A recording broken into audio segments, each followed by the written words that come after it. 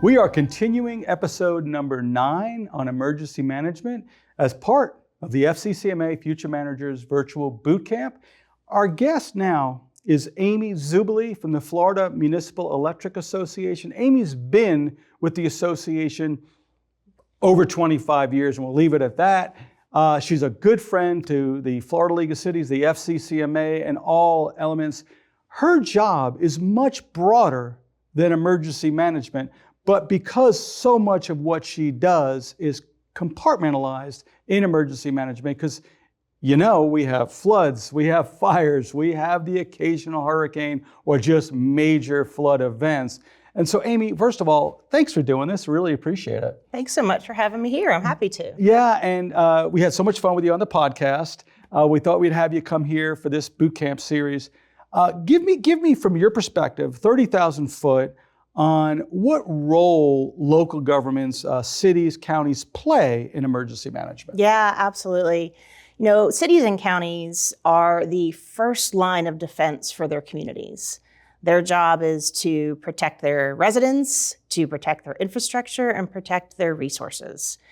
It's so critical that they have a very comprehensive emergency management plan. They have to identify their flood zones, and who's in those flood zones. They have to identify their evacuation routes and those people that will be evacuated.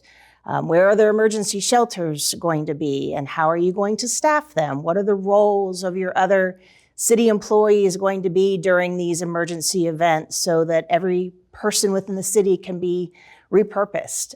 It's really cool. Yeah, I remember we talked about that, where you're in the Parks Department, you run the Little League programs, let's say. Sure. During a storm, obviously those aren't happening, but you now have staff, and so that person could be in charge of food delivery to the Emergency Operations Center or something like that. Absolutely. Here in Tallahassee, I live in Tallahassee, they had the tornadoes last May, and I remember seeing some photos of the HR director serving food to the linemen as they came in. And so there's so many different roles that other personnel within your city can play during these critical events. But I would say one of the most critical things across the board for local governments is to have a very robust communications plan. They have to be able to communicate with their residents before, during, and after an event. They need to make sure that their residents are prepared, where they're to go, and who they can call if they need assistance, what supplies they need, what documents they need, what to expect on a potential of a worst case scenario of an And event. sometimes managing those expectations sometimes could be half the battle. Well, Absolutely. We always think about communications as flee, evacuate, but it's also like what's happened, when you could expect restoration, where not to go, where you can go, what services are open, what services are delayed, et cetera, those things. Well, and you have to remember, sometimes on these events, they may not have power after, if it's a hurricane, there may not be power, there may not be communication services. So how are you going to communicate with your customers or with your residents? I talk customers a lot because I represent city-owned electric utilities. I like the idea that our residents, our constituents are our customers, But, and that's an interesting challenge too, because reaching people now is more difficult than ever before. It used to be, you can get on the radio. Well, a lot of people don't listen to radio because they have streaming services, they have podcasts, they have books on tape, et cetera. Who's on social media, who's on this social media channel, who's on Nextdoor but not Facebook, who's on Instagram but not either one of the other two, declining newspaper readership. So you have to be multifaceted in how you reach them, because the choice and variety of how people communicate is also changing near daily basis. Absolutely, and I would say have a plan in place to communicate on all the above. Still use your traditional forms of radio and TV, because there is still some of that, but look at all of your social media channels. Find a company that can do text alerts to all of your residents. Have them subscribe in advance and encourage them to do all of this before an event occurs. And then you can send out text alerts to them and let them know what's going on. Are there cooling shelters if it's a hurricane and it's really hot? Are there places they can go to cool off and charge their phones? Where are your shelters? Are there places that they can go to get a hot meal or some extra water? So having all these planned out in advance. Like something, all of that, from your LiDAR mapping of your flood zones, your where evacuation routes. This is stuff that's years in the making. It's not something that you just decide for a weekend or a couple of exercises that you need to do. It sounds very No, comprehensive. it is comprehensive. It needs to be reviewed on a regular basis. It needs to be exercised on a regular basis, and it needs to be updated on a regular basis. And by updated, it's taking those lessons learned, not just from yourselves, but from other communities, and applying them to your own emergency management plan. So it is absolutely years in the making, and you build off of what you start with. I would love to go back like just 15 years and look at somebody's emergency management plan on the communications aspect of it and look at it, how outdated and old it is. Send fax press release to the local newspaper to let them know about openings. Like, yeah, no, we don't do that anymore, right? Yeah, well, I look at my own process with who I represent, and I represent city-owned electric utilities, so a smaller niche of local governments. And we used to assist our members on this planning in advance, and we were giving them press releases and articles that they could put in their newspaper for coming up. And now it's all, here's a bunch of pre-made social media posts that you can use, or they're ready to go, and here's what you need to be. It's changed and so each one much. has its own rules of engagement too. Absolutely. So bringing it down a little bit, so that's the role of the local government. So this video is for people who are aspiring to be city managers, deputy city managers, county administrators, deputy county administrators. What role does upper management play both before, during, and after, let's just call it a storm event? Yeah, it's hard to not talk about non-storms, right? We're in Florida, we have hurricanes, although we have tornadoes, we have snowstorms now. All right, I know. You know, some of these We're so happy about that. But some of these northern communities now, not only do they have a hurricane plan, they've built in, it's their full emergency response plan. It's built in tornadoes, it's now built in snow events and ice events and how to handle them. And so again, you continue to learn after each event. But for city and county leaders and management, they are the leaders of their community. It is their job to make sure that their emergency management plan is being executed by all of their departments. They don't need beginning, middle, and end. They don't need to be the ones executing it, but they need to make sure that there is continuity of operations across the board before an event starts and as it's continuing, and that there is no stone left unturned. They need to be the ones that are in constant communication with their local emergency operations center. And as city managers, a lot of cities don't have their own standalone emergency operations center, and that's okay. Even if they do, they need to be in constant communications with the county emergency operations center. The state of Florida State Emergency Operations Center is going to be in constant communication with those 67 county EOCs, and those county EOCs need to be in constant communication with each municipality within their county and region. We talk a lot about, for city managers, that I like to think they have three general audiences in this regard. Generally speaking, their audience one is the public that they serve. Audience two are their staff that report to them. Audience three are the commission, right? The council, the commission, or the county board.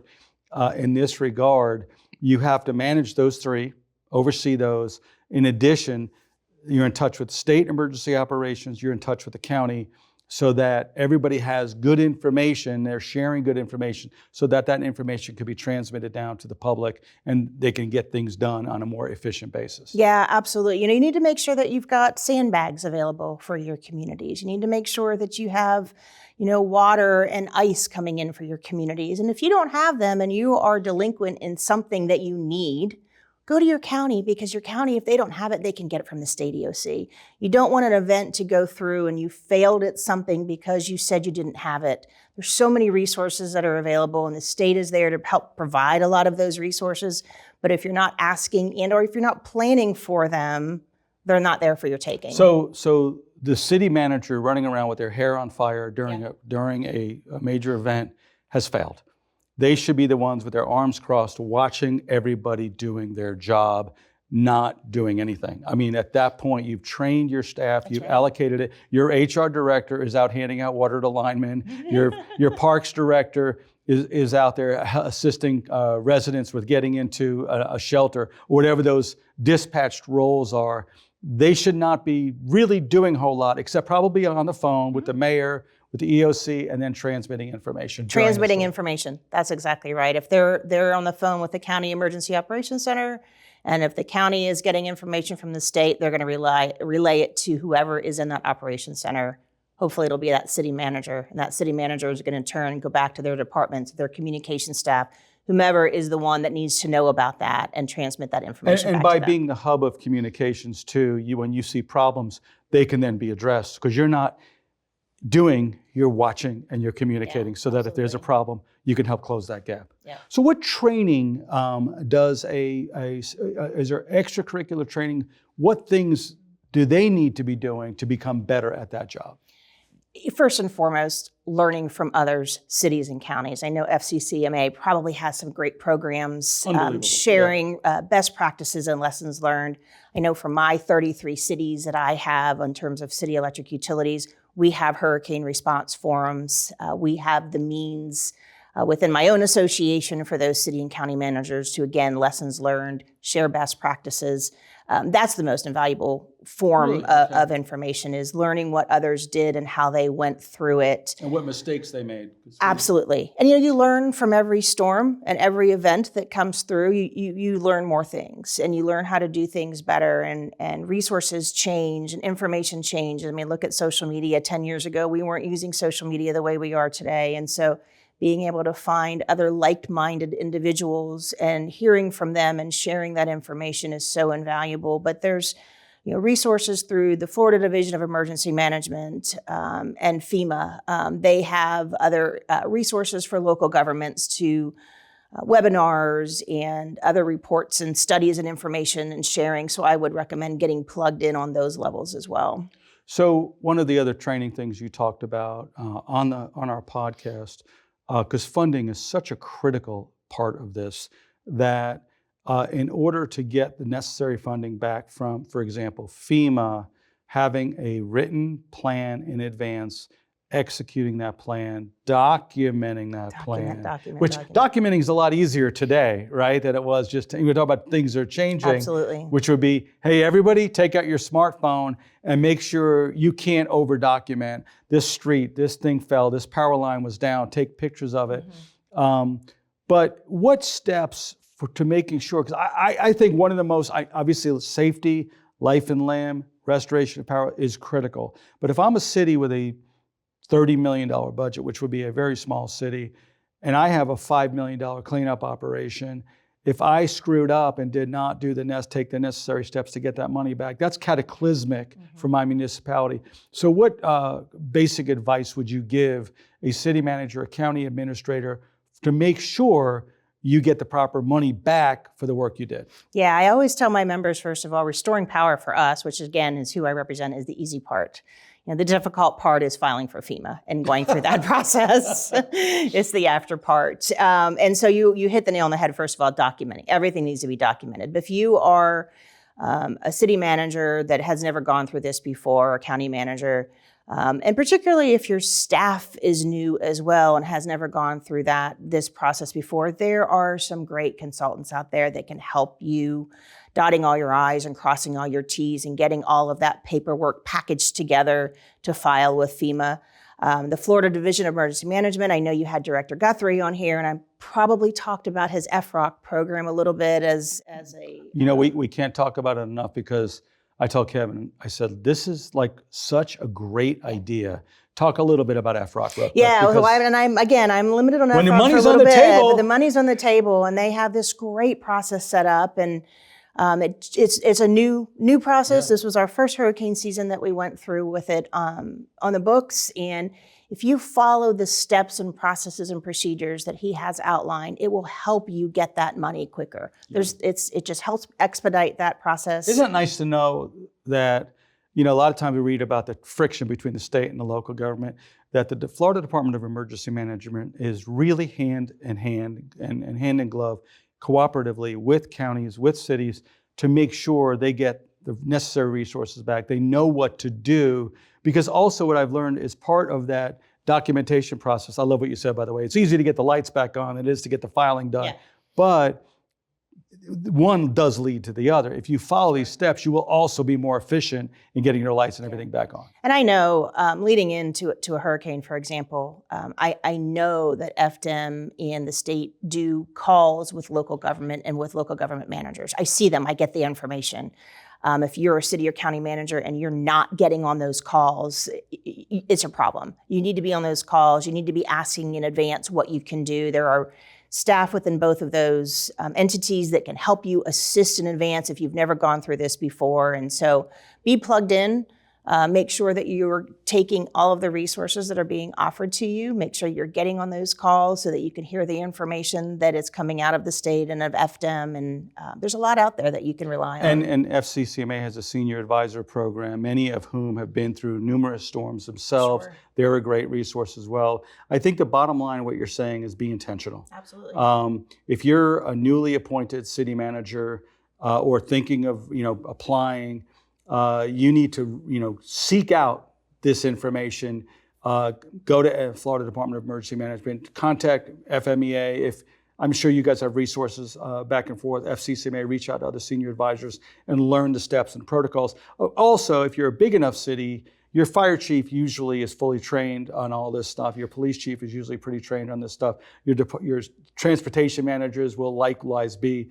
And so your team will have a plethora of knowledge as well. Hopefully you have a team that's been there and they've been around, and that there are people that have gone through this, and nothing beats institutional knowledge. And so rely on those that have it for sure. Now, I'm not sure about last year's budget with FMEA, but did they give you a crystal ball? I know you petitioned for one. I tried. So I'm going to ask you, what trends and things do you see on the horizon that in terms of emergency management that we should be kind of looking over the horizon a little bit, saying, hey, guys, pay attention to some of these things. What are you saying? Well, things are changing, right? I mean, look at our weather patterns. In the past 9 months, Tallahassee has had 3 tornadoes, 2 hurricanes, and a snowstorm in just a 9-month time period. And I saw frogs coming out of the sky at one point. Frogs, locusts, what's next? And so, it's hard to say what is next on the horizon. I think storms are continuing to be strong. We've had large hurricanes over the past, 7 years now. And, we need to continue to plan for worst case scenarios.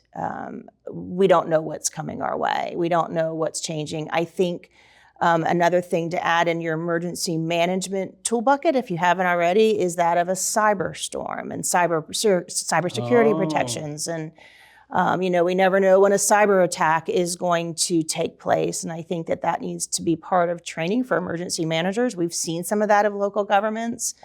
And so add that into there. Yeah, and I also see, some of the new communications technologies, whether it's Starlink, we now have 5G, which is predominantly underground cable. So people are less likely to lose Wi-Fi, cell service, and cell service capacity. So that's a good thing. Absolutely. In terms, if you're saying one of the most important jobs of a city manager, county administrator is communications, that should make things easier. So I would argue looking forward that, hey, get a really good texting service. Make sure every one of your divisions within your municipality, within your community, in your county is collecting that data, not for nefarious purposes like some businesses do, to market and to sell, but to reach out during emergencies, to reach out during storms. Absolutely. And, the exception, of course, would be if there was a cyber attack, those things may not work.